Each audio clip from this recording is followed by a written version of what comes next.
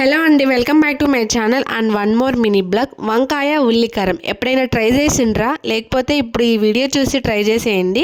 చాలా అంటే చాలా టేస్టీగా ఉంటుంది అండ్ మనకి వేడివేడి రైస్లోకి అయితే చాలా బాగుంటుంది.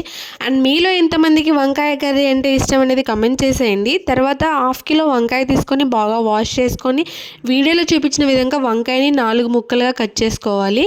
ఇక్కడేంటక్క రౌండ్గా కట్ చేస్తున్నాం అనుకోవద్దండి. ఇదైతే ఇంకొక రెసిపీ చేయబోతున్నాను. ఈ రెసిపీ ఏంటది అన్నదైతే నెక్స్ట్ షార్ట్లో అయితే పోస్ట్ చేస్తాను. దీనికోసం మనం ముందుగా ఒక పేస్ట్ని అయితే రెడీ చేసుకోవాలి.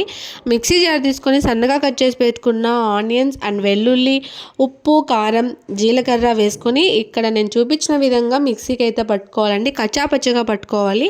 తర్వాత మనం ముందుగా వాష్ చేసి పెట్టుకున్నాం కదా వంకాయల్లోకి మనం మిక్సీ పట్టుకున్న మసాలాను మొత్తం అయితే ఒక్కొక్క వంకాయకి మొత్తం మసాలా అయితే పట్టించుకోవాలి. ఇంకా కొంచెం మిగిలే ఉంటుంది, దాన్ని అలాగే సైడ్ పెట్టుకోవాలి.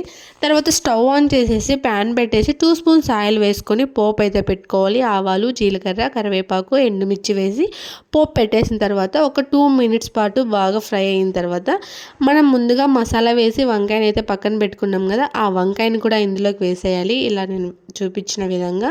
తర్వాత దీన్ని లో ఫ్లేమ్లో పెట్టి 5 మినిట్స్ పాటు బాగా మగ్గనియాలి. చూడండి ఇక్కడ బాగా కొంచెం గోల్డెన్ కలర్ వచ్చింది. తర్వాత మగ్గిన తర్వాత మనం పేస్ట్ అయితే ఇంకా మిగిలిపోయి ఉంది కదా, ఆ పేస్ట్ని కూడా ఇందులోకి వేసుకొని కొంచెం కావాలంటే వాటర్ యాడ్ చేసుకోండి, లేదు అంటే డ్రైగా కూడా చేసుకోవచ్చు. మనకు కావాల్సిన వేడి వేడి ఉల్లికారం రెడీ.